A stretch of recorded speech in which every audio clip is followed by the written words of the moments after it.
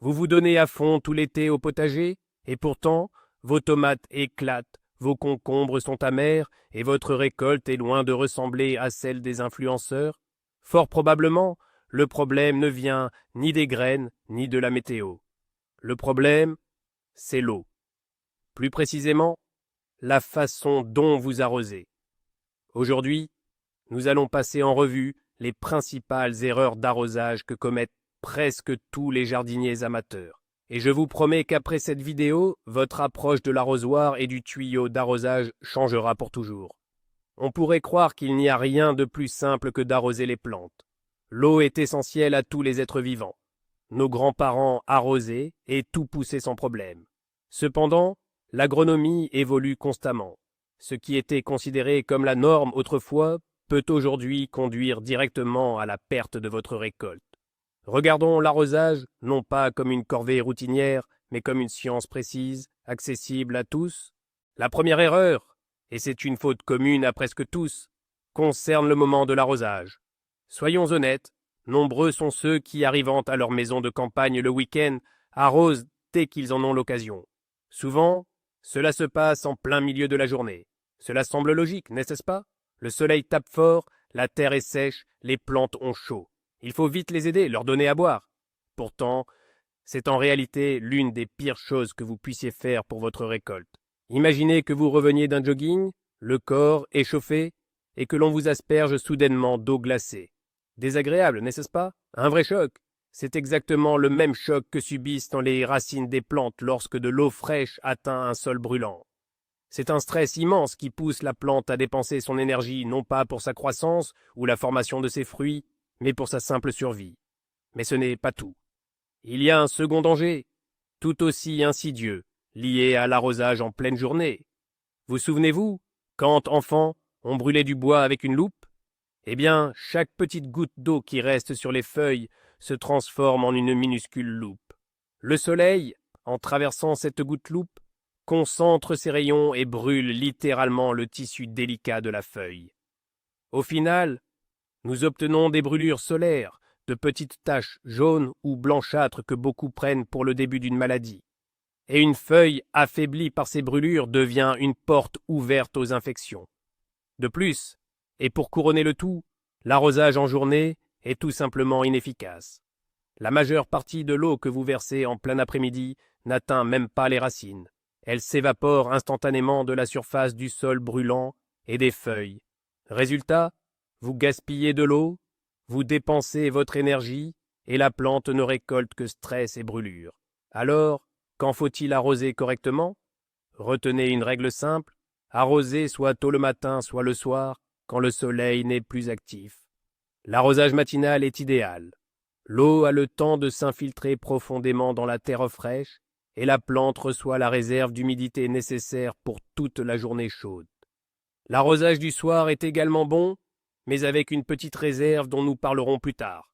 Pour l'instant, retenez bien, l'arrosoir et le tuyau à midi sont les ennemis de votre récolte. Bien, passons à la deuxième erreur grossière, souvent résumée par l'idée reçue, un peu, mais souvent. Beaucoup de jardiniers amateurs, surtout les débutants, sont convaincus qu'il faut choyer les plantes en les lasis, en les arrosant un tout petit peu chaque jour. Ils prennent leur arrosoir, parcourent rapidement les plates-bandes, humidifient la couche superficielle du sol et, avec le sentiment du devoir accompli, vont se reposer. En surface, tout semble humide et parfait. Mais que se passe-t-il sous terre? Eh bien, sous terre, c'est une véritable catastrophe pour le système racinaire. Lorsque nous arrosons fréquemment et en petite quantité, l'eau ne pénètre le sol que de quelques centimètres. Et les racines de la plante, pour capter cette humidité, commencent à se développer non pas en profondeur, mais en surface, juste sous la terre. Elles deviennent paresseuses et délicates. Pourquoi irait-elle chercher l'eau en profondeur si elle est toujours disponible en surface? Au final, on obtient une plante avec un système racinaire très faible, superficiel et vulnérable. Qu'est-ce que cela signifie concrètement? Tout d'abord, une telle plante dépend entièrement de vous. Il suffit que vous sautiez 1 ou 2 jours d'arrosage par temps sec et elle flétrit immédiatement. Elle n'a tout simplement pas de racines dans les couches profondes du sol, d'où elles pourraient puiser l'humidité salvatrice. Deuxièmement, les racines superficielles sont facilement endommagées lors de tout binage ou désherbage. Un coup de binette un peu trop profond et c'est fait. Vous avez endommagé les organes vitaux de la plante. De plus, ces racines souffrent davantage des variations de température. Elles surchauffent le jour sous le soleil et peuvent souffrir du froid la nuit. La bonne approche, c'est un arrosage rare mais très abondant. Il faut que le sol soit humidifié sur au moins 15 à 20 cm de profondeur pour que l'eau atteigne les racines les plus profondes. Un tel arrosage force les racines à aller chercher l'eau en profondeur, les rendant ainsi fortes, puissantes et résistantes à la sécheresse. Une plante avec un tel système racinaire pourra se débrouiller seule, même si vous partez quelques jours. Alors, oubliez la course quotidienne avec l'arrosoir. Mieux vaut arroser les plates-bandes une fois tous les quelques jours, mais comme il faut. Voilà la clé de plantes robustes et d'une récolte abondante. Passons maintenant au troisième mythe très répandu, celui qui mène directement aux maladies et à la perte de récolte. Il s'agit de l'arrosage du feuillage ou ce que certains appellent la douche rafraîchissante. Beaucoup pensent que c'est très bénéfique. Cela nettoie la poussière, la plante respire mieux et elle paraît fraîche et vigoureuse après un tel traitement. Mais en réalité, en arrosant directement les feuilles, vous créez souvent, sans le savoir, les conditions idéales pour le pire ennemi du jardinier. Et son nom est le mildiou. Imaginez la scène. Vous arrosez vos tomates ou vos concombres le soir directement sur le feuillage. Le soleil s'est couché, la chaleur est retombée. Les gouttes d'eau stagnent sur le feuillage dans les aisselles des feuilles et ne sèchent pas de toute la nuit. Quel est le résultat ? De la chaleur et une humidité constante. C'est littéralement un hôtel 5 étoiles pour les spores de maladies fongiques. Le mildiou, l'oïdium, la péronosporose et d'autres fléaux adorent tout simplement ces conditions. Leurs spores, toujours présentes dans l'air et le sol, se déposent sur les feuilles humides et commencent à germer activement. Vous vous couchez, pensant avoir bien agi, alors qu'une véritable épidémie débute sur vos plantes. Le matin, vous ne remarquerez peut-être rien, mais le processus est déjà en marche. Quelques jours plus tard, les premières taches apparaissent et il devient très difficile, voire parfois impossible, d'arrêter la maladie. C'est particulièrement dangereux pour les tomates, les pommes de terre et les concombres, les cultures les plus vulnérables. Retenez bien ceci. Les plantes boivent par leurs racines, pas par leurs feuilles. Toute l'eau doit donc être apportée directement à la zone racinaire. Efforcez-vous d'arroser délicatement, au pied de la tige, sans délaver le sol et en veillant à ce que les éclaboussures n'atteignent pas les feuilles inférieures. Si vous utilisez un arroseur ou un asperceur, ne l'activez que tôt le matin, pour que tout le feuillage ait le temps de sécher complètement avant le soir.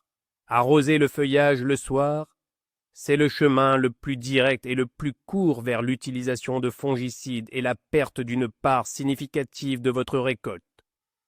Ne vous créez pas de problèmes là où ils peuvent être si facilement évités.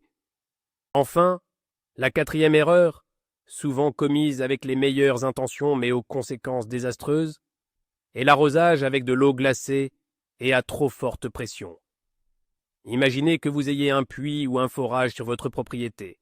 L'eau y est pure, mais très froide. Même en plein été, sa température dépasse rarement les 10-12 degrés Celsius. Cela peut sembler une excellente source d'eau pour l'arrosage, mais ce n'est absolument pas le cas pour les plantes. Lorsque vous versez de l'eau glacée sur une terre chaude, le système racinaire subit un choc thermique. C'est un peu comme si vous plongiez dans un trou de glace après avoir pris votre élan. En réaction à ce stress, les fines radicelles absorbantes, responsables de la nutrition de la plante, cessent tout simplement de fonctionner. Elles entrent en état de léthargie et interrompent temporairement l'absorption non seulement de l'eau, mais aussi des nutriments du sol. En conséquence, la plante, que vous venez pourtant d'arroser, peut sembler flétrie et molle. Elle souffre de soif malgré un sol humide. Un arrosage régulier, à l'eau glacée, affaiblit l'immunité des plantes, ralentit leur croissance et peut, par exemple chez les concombres, entraîner une chute massive des jeunes fruits et l'apparition d'amertume. Quant aux tomates, un tel stress peut les faire avorter leurs fleurs. Pour éviter cela, il est impératif de laisser l'eau de l'arrosage reposer.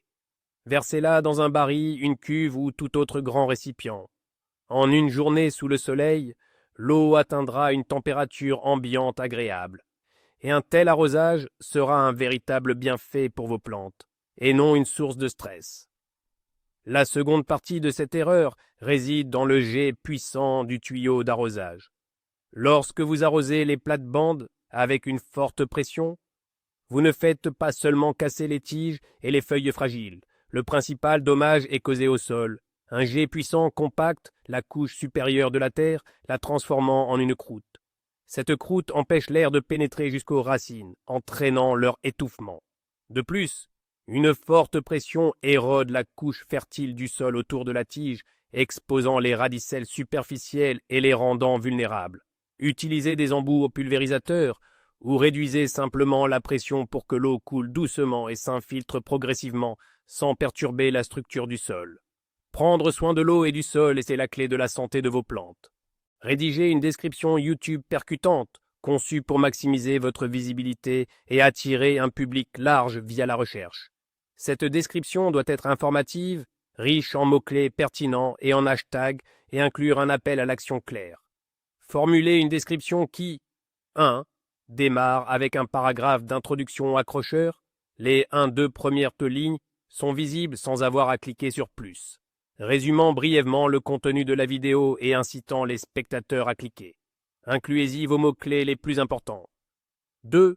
Développe le sujet de la vidéo de manière détaillée, en y intégrant des requêtes de recherche pertinentes et potentiellement populaires liées à votre thème et au domaine connexe. N'hésitez pas à utiliser des synonymes et des concepts associés. 3. Inclut une liste des appels à l'action que vous souhaitez mettre en avant, formulée de manière claire et concise. 4.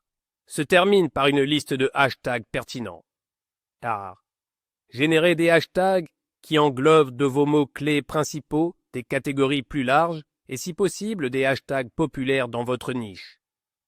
L'ensemble de la description doit être optimisé pour la recherche YouTube, être facilement lisible et intégrer les mots-clés de manière naturelle, plutôt que sous forme de simples listes. Concentrez-vous sur les mots et expressions que vos spectateurs potentiels pourraient taper dans la barre de recherche lorsqu'ils recherchent du contenu semblable au vôtre.